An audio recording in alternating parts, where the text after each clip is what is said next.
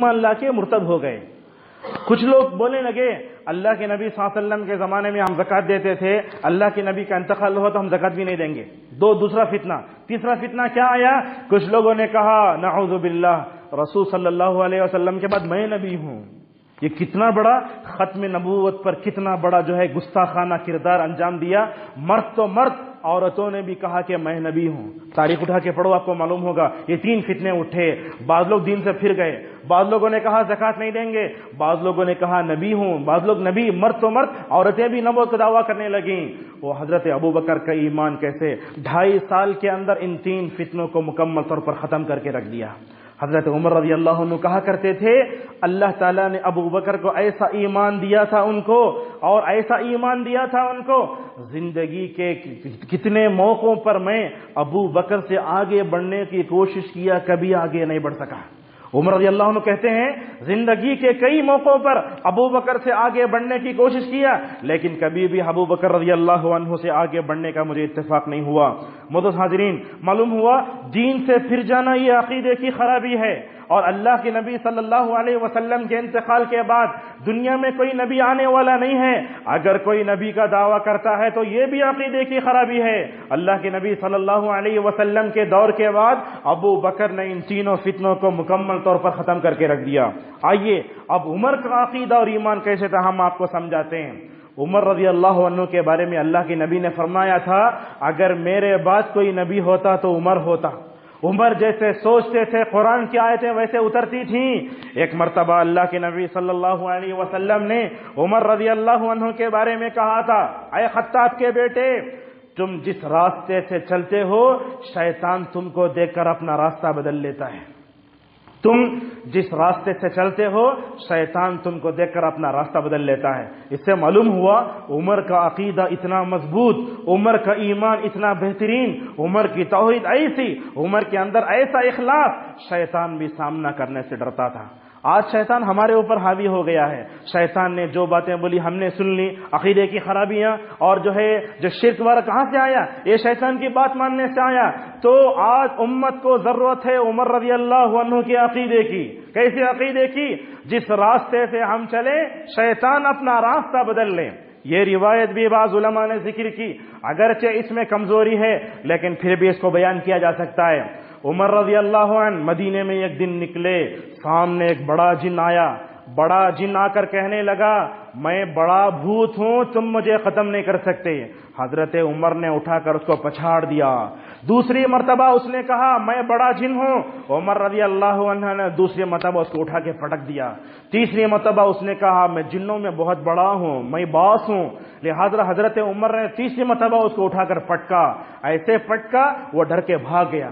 تو لہذا معلوم ہوا حضرت عمر رضی اللہ عنہ کا عقیدہ بڑا بہترین عقیدہ۔ یہ دیکھو اسلام لانے سے پہلے کبھی بتوں کے سامنے جھکتے تھے، بتوں کی عبادت کرتے تھے، لیکن حجر اسود کے قریب ہوئے تو اپنے مضبوط عقیدے کا اعلان کن الفاظ میں فرمایا۔ حجر اسود تو جانتے ہیں رسول اکرم صلی اللہ علیہ وسلم اس کو بوسہ دی طواف شروع کرنے سے پہلے کیا فرمایا؟ اے پتھر تیرے اندر نہ نفع دینے کی طاقت ہے نہ نقصان دینے کی طاقت ہے۔ یہ عمر کے عقیدے کی مضبوطی ہے۔ کیا کہتے ہیں عمر رضی اللہ عنہ میں تجھ کو ہرگز بوسہ نہیں دیتا، چونکہ میں نے رسول صلی اللہ علیہ وسلم کو بوسہ دیتے ہوئے دیکھا ہے، تجھ کو اس لیے بوسہ دے رہا ہوں۔ لہذا معلوم ہوا حضرت عمر رضی اللہ عنہ مکمل طور پر عقیدے کے بڑے پابند تھے۔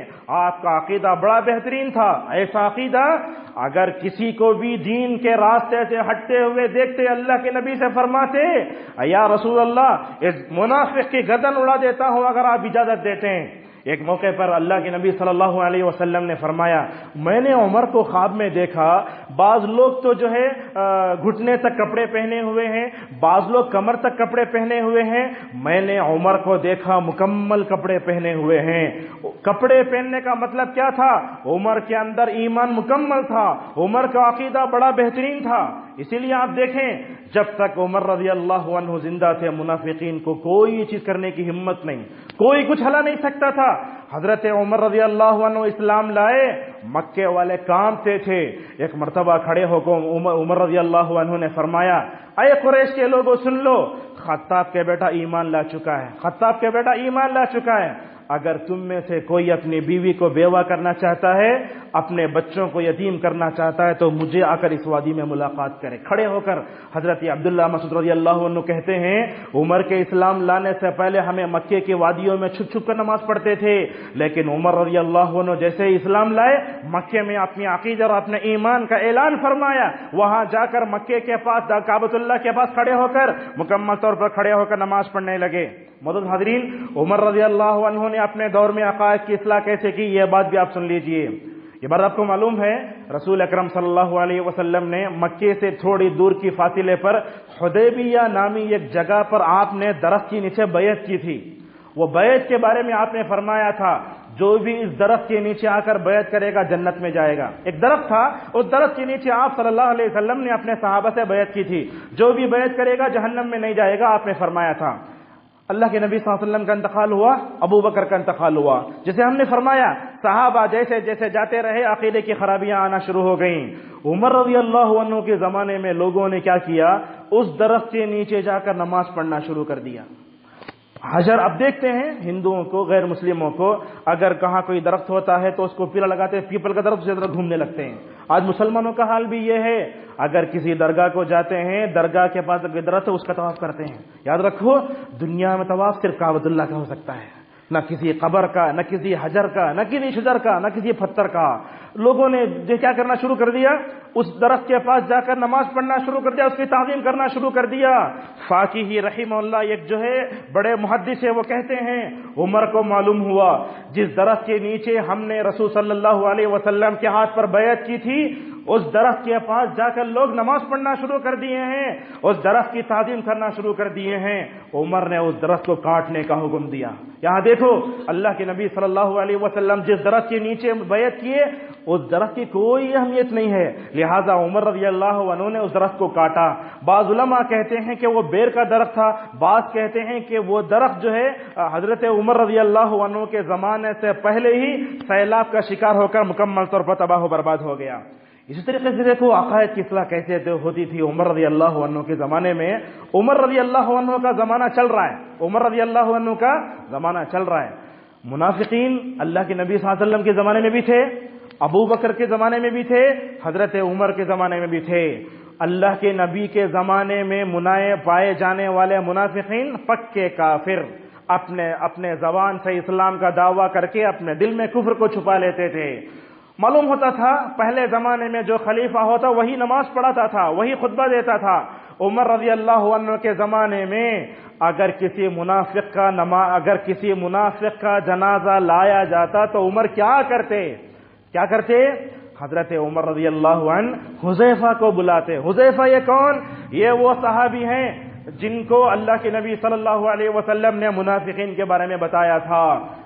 جیسے ہی نماز جنازہ پڑھانا ہوتا، اگر کسی کا جنازہ آتا تو پوچھتے کس کا جنازہ ہے، اگر عام جنازہ ہوتا تو پڑھا دیتے، اگر کسی منافق کا جنازہ ہوتا عمر رضی اللہ عنہ ہرگز نماز جنازہ نہیں پڑھاتے اور کہتے حذیفہ تم نماز جنازہ پڑھ کے مکمل طور پر دفن کر دو۔ یہ عمر ایسا کیوں کرتے تھے؟ اس لیے کہ اللہ تعالیٰ نے سورۃ توبہ میں ارشاد فرمایا وَلَا تُصَلِّ عَلَىٰ أَحَدٍ مِّنْهُمْ مَاتَ أَبَدًا، اے نبی صلی اللہ علیہ وسلم یہ منافقین میں سے اگر کوئی بھی برے ان کی نماز جنازہ ہرگز نہیں پڑھانا۔ لہذا معلوم ہوا عقائد کے بارے میں حضرت عمر رضی اللہ عنہ مکمل طور پر ایسے تھے۔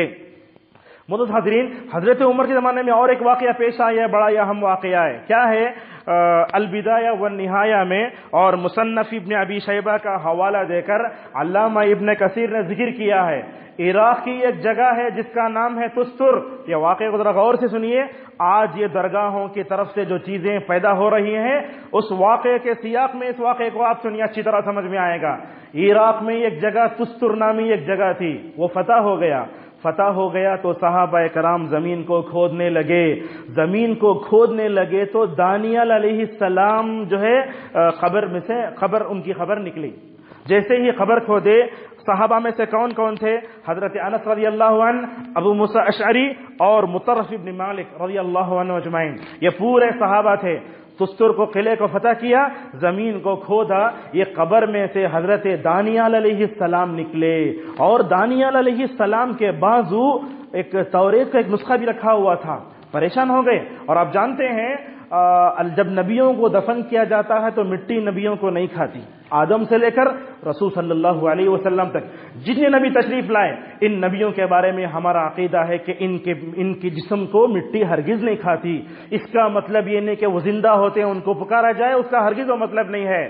دانیال علیہ السلام نکلے یا وہ نبی تھے, نیک آدمی تھے, اس کے بارے میں علامہ ابن کثیر نے اختلاف کیا ہے, اس کو چھوڑیے.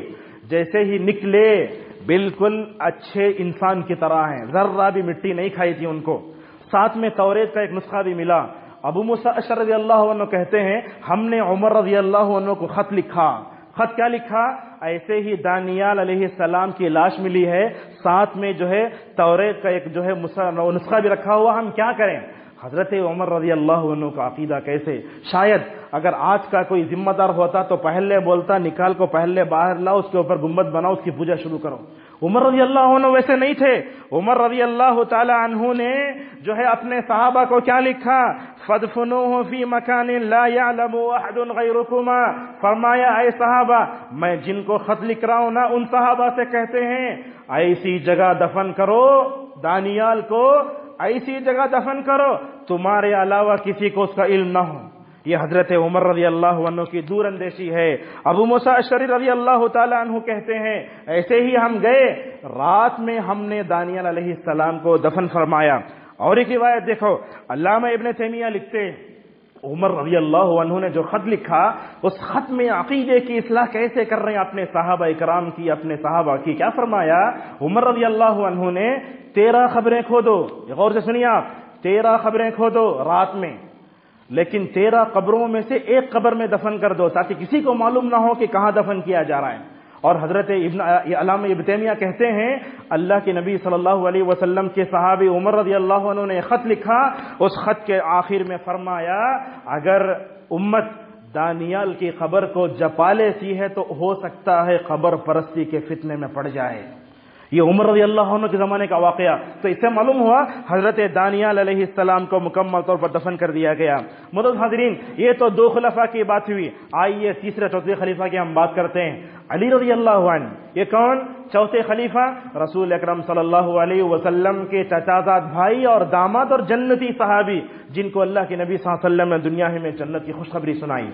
اللہ کے نبی صلی اللہ علیہ وسلم نے ایک مرتبہ علی کو بھیجا, اے علی جہاں کہیں اسٹیچو ہو گرا دو, جہاں کہیں قبر اونچی ہو زمین کے برابر کر دو. یہ کام اللہ کے نبی صلی اللہ علیہ وسلم نے علی کے حوالے کیا. علی جب خلیفہ بنے تو کس کو؟ ابو الحیاج الاسدی رضی اللہ عنہ ایک صحابی تھے, ان کو بلا کر کہا علی نے, اے ابو الحیاج میں تم کو وہ کام کرنے بھیج رہا ہوں جس کام کو کرنے کے لیے رسول صلی اللہ علیہ وسلم نے مجھے بھیجا تھا. تم جہاں کہیں اسٹیچو دیکھو مکمل طور پر ختم کر دو, جہاں کہیں خبر پاؤ تو مکمل طور پر ختم کر دو. معزز حاضرین, یہ تو مثالیں تھیں, اور آگے بڑھیے. صحابہ اکرام صرف امت کی فکر نہیں کرتے تھے بلکہ وہ اپنے گھروں کی بھی فکر کرتے تھے. یہ حضرت عبداللہ ابن مسعود رضی اللہ عنہ, ان کے بارے میں آپ نے فرمایا تھا ان کی پنڈلیاں بڑی باریک, جیسے ہی مدینے میں چلتے تو ہوا کی طرف سے ایسے ایسے ہو جاتے. تو آپ نے فرمایا قسم ہے اس ذات کی جس کے ہاتھ میں محمد صلی اللہ علیہ وسلم کی جان ہے, تم حضرت عبداللہ ابن مسعود کی باریک پنڈلیوں کو دیکھ کر مذاق اڑاتے ہو, قیامت کے دن یہ پنڈلیاں میزان میں احد پہاڑ سے زیادہ وزنی ہوں گی. اللہ کے نبی صلی اللہ علیہ وسلم نے اپنی عقیدہ, اپنے عقائد کی, اپنے صحابہ کی عقیدے کی جو ہے ایسی تربیت فرمائی. جب پنڈلیاں احد پہاڑ زیادہ وزنی ہو سکتی ہیں, پورے ابن مسعود کو اٹھا کر اگر میزان میں بٹھایا جائے گا تو کیا حال ہوگا؟ سوچنے کی بات ہے. کیا فرماتے ہیں یہ ابن مسعود رضی اللہ عنہ, ان کی بیوی کا نام زینب ہے. غور سے سنیے, ہم بھی اپنے گھروں میں دیکھتے ہیں کہ ہماری بیوی کبھی کالا دھاگا باندھے ہوئے ہے, کبھی تعویذ ڈالے ہوئے ہے, کوئی آدمی یہاں ہرا دھاگا بندھے ہوئے, کوئی بندھا ہوا ہے. ہم کو چاہیے کہ اگر بیوی ہے, اگر شوہر ہے, اپنی بیوی کے عقیدے کی اصلاح کی کوشش کرے. اگر بیوی ہے اپنے شوہر میں دیکھتی ہے کہ اس کے اندر عقیدے کی خرابی ہے, اس کی ذمہ داری یہ ہے کہ وہ اپنے شوہر کے عقیدے کی اصلاح کرے. ابن مسعود رضی اللہ عنہ نے ایک دن دیکھا ان کی بیوی کو ایک دھاگا باندھے ہوئے ہیں. آپ نے پوچھا زینب سے, زینب کیا ہے یہ, تم نے یہ دھاگا کیوں باندھا؟ زینب نے کہا میں اپنے گھر کو گئی تھی، میرے اوپر جادو ہو گیا ہے، میرے گھر والوں نے جادو کو اتارنے کے لیے دھاگا باندھا ہے۔ حضرت ابن مسعود نے اس شرک کو ذرہ برابر بھی برداشت نہیں کیا، فوراً کاٹا اس کو، کاٹ کر کیا فرمایا، عبداللہ ابن مسعود کا خاندان شرک سے پاک ہے۔ وہ کہہ کر آپ صلی اللہ علیہ وسلم کی حدیث سنائی، ان الرقا والتمائم والتول شرک، فرمایا تعویذ لٹکانا شرک ہے، تعویذ چاہے قرآن سے بنائی جائے یا غیر قرآن سے بنائی جائے، لٹکانا شرک ہے۔ آج امت تعویذ کے بارے میں کہاں تک پہنچی ہوئی ہے، ہم آپ کو بتائیں۔ عیسائیوں کی طرح ہرا ہوا آتا ہے، آیت الکرسی کا وہ لٹکا لیتے ہیں، اور جب بھی کبڈی کھیلنا ہوتا ہے تو اس کو چومتے ہیں، یہ فلموں میں بتایا جاتا ہے۔ ہماری عقیدے کی خرابی دیکھو کیسے کیسے آ رہی ہے۔ تعویذوں میں کیا ہوتا ہے، کوئی چھوٹا سا پیپر، اس میں حامیم الف لام میم یہ لکھ کر اس کو لٹکا لیا۔ کیا قرآن دیواروں پہ لکھنے کے لیے آیا؟ کیا قرآن اپنے گلوں میں لٹکانے کے لیے آیا؟ اگر کوئی آدمی عیسائیوں کی طرح اللہ لا الہ آیت الکرسی لٹکا کے اگر وہ بیت الخلاء میں جائے گا تو یہ کیا قرآن کی توہین نہیں ہے؟ آج امت تو مکمل طور پر نعوذ باللہ تعویذ کے بارے میں بڑی غفلت کا شکار ہو رہی ہے۔ جیسے یہ بچہ پیدا ہوا کالا دھاگا باندھیے، جیسے ہی بچہ یہ ہوا فوراً باندھیے، پوچھتے تعویذ کیوں ڈالے، بچہ ڈرتا ہے۔ آپ صلی اللہ علیہ وسلم کے پاس 10 آدمی آئے، یہ حدیث غور سے سنیے، آپ صلی اللہ علیہ وسلم کے پاس 10 آدمی آئے، عبادہ بن صامت رضی اللہ عنہ کہتے ہیں رسول صلی اللہ علیہ وسلم کے پاس 10 آدمی آئے، آپ صلی اللہ علیہ وسلم نے 9 آدمیوں سے بیعت کی۔ بیعت کا مطلب ہاتھ میں ہاتھ لینا۔ 9 سے بیعت لینے کے بعد 10ویں آدمی کے بیعت لینے کے قریب گئے تو ان کے ہاتھ میں تعویذ تھی۔ آپ نے فرمایا بیعت نہیں کروں گا میں، جب تک تم نہیں نکالتے اس وقت تک بیعت نہیں کروں گا۔ لہذا دیکھو آج امت مسلمہ کیسے تباہ و برباد ہو رہی ہے۔ اگر بچہ نہیں ہو رہا ہے تو درگاہوں پہ جا کے حاضری دیتے ہیں، اگر پریشانی ہوتی ہے تعویذ لٹکا کے مسجد میں آتے ہیں۔ یہ اگر ہمارے جسموں میں ادھر ادھر شرک پیدا ہو جائے نعوذ باللہ، اگر تعویذ بن کے اگر مر گئے تو اللہ تعالیٰ تبارک تعالیٰ بس کیا جواب دیں گے۔ معزز حاضرین، معلوم یہ ہوا کہ صحابہ کرام اپنے بیویوں کے عقیدے کی بھی مکمل طور پر اصلاح کرتے تھے۔ اور ایک بات سنیے، آج تو بدعتی طبقہ مزاروں کو پختہ بنانے اور مزاروں پر چادریں چڑھانے کے لیے استدلال کہاں سے کرتا، کہتا ہے مسجد نبوی صلی اللہ علیہ وسلم میں رسول اللہ کی خبر ہی چاہیے ہے، ہمیں کیوں خبرہ نہیں بننا۔ آج ہندوستان میں آپ دیکھیں ہر مسجد کے ساتھ یہ بڑی پریشانی ہے، مسجد کو قبرستان سے جوڑ دیا گیا ہے۔ آپ عرب میں جائیے، کسی بھی مسجد کو قبرستان سے جڑا ہوا ہرگز نہیں پائیں گے۔ مسجد ہے، پیچھے قبرستان، ادھر قبرستان ادھر قبرستان۔ یہ قبرستان تو انسان کا دنیا کا آخری اسٹیشن ہے، وہ یہاں توحید ہوتی ہے اور وہاں انسان جا کر پہنچتا ہے۔ اگر قبروں کو لا کر مسجد سے جوڑا گیا تو ہماری مساجد میں توحید کا جو پیغام دیا جاتا ہے وہ کیسے مکمل ہوگا۔ لہذا آپ کو معلوم ہونا چاہیے رسول اکرم صلی اللہ علیہ وسلم کی جو قبر مسجد نبوی میں ہے وہ مسجد نبوی کا حصہ نہیں ہے، بالکل حصہ نہیں ہے۔ کیوں؟ اس لیے کہ انبیاء کے بارے میں آتا ہے نبی جہاں مرتا ہے اس کو وہیں دفن کرنا چاہیے۔ رسول صلی اللہ علیہ وسلم کا انتقال کہاں ہوا؟ عائشہ کی باری میں، عائشہ کے کمرے میں، عائشہ کے گود میں ہوا۔ اسی لیے رسول اکرم صلی اللہ علیہ وسلم کو عائشہ کے کمرے میں دفن کیا گیا۔ آپ کو معلوم ہونا چاہیے صحابہ اکرام جب تک زندہ تھے وہ قبر الگ تھی۔ ولید ابن عبد الملک کا زمانہ آیا تو کیا کیا؟ دیکھیے سمجھیے خبر یہ ہے مسجد ادھر بڑھائی جا رہی تھی، لیکن جیسے ہی مسجد ادھر بڑھانا شروع کر دی تو وہ خبر بیچ میں آ گئی، کئی لوگ اڑ گئے۔ بعض روایتوں میں آتا ہے کہ بعض تابعین اور صحابہ شہید بھی ہو گئے اس بات سے کہ رسول اکرم صلی اللہ علیہ وسلم کی قبر کو مسجد میں داخل نہ کیا جائے۔ لہذا معلوم ہوا جب تک صحابہ زندہ تھے امت میں توحید تھی، جیسے ہی صحابہ کا انتقال ہوا امت میں کیا ہو گیا؟ شرک آنا شروع ہو گیا۔ اسی طریقے سے آپ دیکھو صحابہ اکرام اپنے بچوں کی بھی تربیت کرتے تھے۔ یہ عبادہ بن صامت رضی اللہ عنہ ہیں، اپنے بچوں سے کہتے ہیں اے بچوں اگر تم ایمان کی مٹھاس اور حلاوت پانا چاہتے ہو تو تقدیر پر ایمان لاؤ۔ یعنی صحابہ اکرام اپنے بچوں کو تقدیر پر ایمان لانے کی بات کی طرف بھی توجہ دلاتے تھے۔ اسی طریقے سے معزز حاضرین رسول اکرم صلی اللہ علیہ وسلم کا انتقال ہوا، صحابہ دنیا میں تھے، تقدیر کا انکار کرنے والے بھی دنیا میں پیدا ہو گئے۔ تقدیر کا انکار کرنے والے کو قدریہ کہتے ہیں، حضرت عبداللہ ابن عمر رضی اللہ عنہ تقدیر کا انکار کرنے والوں کو مکمل طور پر جا کے نصیحت کرتے لیکن وہ مانتے نہیں تھے۔ اسی طریقے سے دیکھو صحابہ کے احسانات امت پر بہت ہیں۔ صحابہ نے کیا کیا؟ خوارج کو دبایا، حضرت عمر کو شہید کیا گیا، حضرت عثمان کو شہید کیا گیا، حضرت علی کو شہید کیا گیا۔ ان تمام کو شہید کرنے والوں میں پیچھے کون؟ یہ خوارج، یہ شیعہ، یہ گمراہ فرقے تھے۔ حضرت علی رضی اللہ عنہ کی خلافت ختم ہوئی، شیعہ کو اٹھنے کا اور موقع آ گیا۔ تعجب کی بات ایسی تھی کہ لوگ ممبر پر کھڑے ہو کر نعوذ باللہ معاویہ پر لعنت کرتے تھے، ممبر پر کھڑے ہو کر معاویہ پر لعنت کرتے تھے نعوذ باللہ۔ حضرت معاویہ رضی اللہ عنہ کے احسان کو امت چکا نہیں سکتی۔ کیا کیا؟ علی رضی اللہ عنہ جیسے ہی شہید کر دیے گئے، علی کے شہادت کے بعد امت نے حسن رضی اللہ عنہ کو اپنا خلیفہ بنا لیا۔ حسن رضی اللہ عنہ 6 مہینہ خلیفہ تھے، لیکن نبی کریم صلی اللہ علیہ وسلم کی تربیت بھی کیسی۔ امت کا اتحاد ایک بہت بڑی چیز ہے، امت کا اتحاد اور اجتماعیت ایک بہت بڑی چیز ہے۔ مکہ مدینے میں لوگ حضرت حسن کو خلیفہ مان رہے ہیں، ادھر شام اور سیریا کا علاقہ ہے، وہاں لوگ معاویہ کو اپنا خلیفہ تسلیم کر رہے ہیں۔ ایک وقت میں 2 خلیفہ نہیں ہو سکتے، ایک مسجد کے 2 متولی نہیں ہو سکتے، ایک کائنات میں 2 خدا نہیں ہو سکتے، ایک مدرسے میں 2 پرنسپل نہیں ہو سکتے۔ حضرت حسن رضی اللہ عنہ نے دیکھا اگر میں مکہ مدینے میں امیر بن کر بیٹھا رہوں، وہاں شام کے لوگ حضرت معاویہ کو امیر بن کر بیٹھ رہے، 2 امیر کیسے ہو جائیں گے؟ حضرت حسن نے کہا میں اپنی امارت سے مکمل طور پر استعفیٰ پیش کر کے میں بھی معاویہ کے ہاتھ پر بیعت کرتا ہوں۔ یہی ان کے اندر حالت تھی، لہذا معلوم ہوا حضرت معاویہ رضی اللہ عنہ اگر نہ ہوتے تو شاید شیعہ بہت اٹھ جاتے۔ شیعہ کو دبا کر رکھا حضرت معاویہ رضی اللہ عنہ نے۔ اور یہ بات بھی آتی ہے معاویہ رضی اللہ عنہ کے آخری دنوں میں انہوں نے یزید کو اپنا خلیفہ بنا دیا تھا۔ لوگوں نے بڑا اعتراض کیا، ابن عمر تھے، ابن عباس بڑے صحابہ تھے۔ تاریخ والوں نے لکھا اگر معاویہ چاہتے تو کیا کرتے؟ بڑے صحابہ کو اپنے بعد خلیفہ بنا سکتے تھے، لیکن معاویہ نے اپنے بیٹے یزید کو خلیفہ کیوں بنایا؟ شیعہ کو دبانے کے لیے۔ شیعہ کو، خوارج کو، گمراہ فرقوں کو حضرت معاویہ نے، یزید نے جتنا دبایا شاید کسی اور نے دبایا نہیں ہوگا۔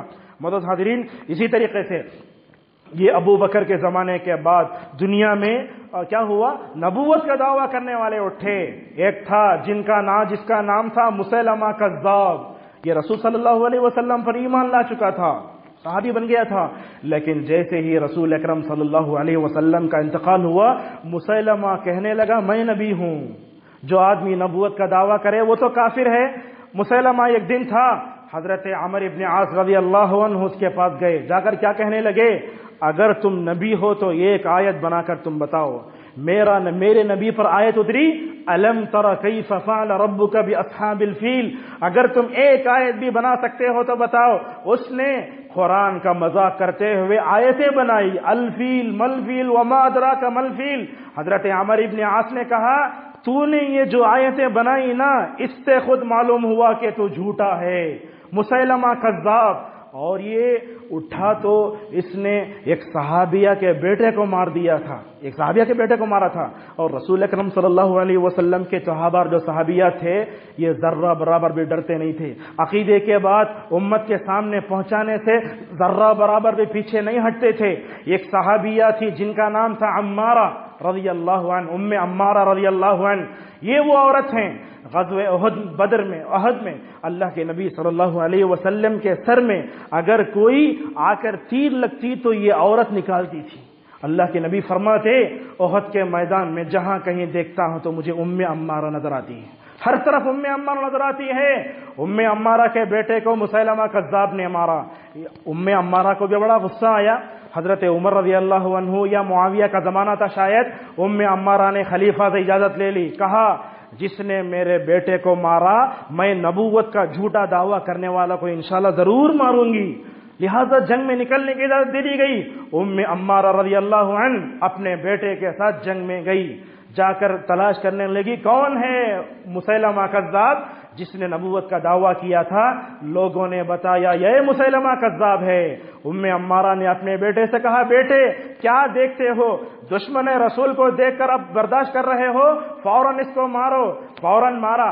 ام عمارہ جیسے ہی وہ نیچے گرا، ام عمارہ رضی اللہ عنہ اس کے سینے پر کھڑے ہو کر کہنے لگی، آج میں اس دشمن خدا کو قتل کر رہی ہوں جس نے نبی کریم صلی اللہ علیہ وسلم کے نبوت کا دعویٰ کیا تھا، میں اس دشمن خدا کو مار رہی ہوں جس نے میرے بیٹے کو مارا تھا۔ لہذا معلوم یہ ہوا عقائد کی اصلاح کرنے میں صحابہ کا بڑا اپنا درجہ ہے۔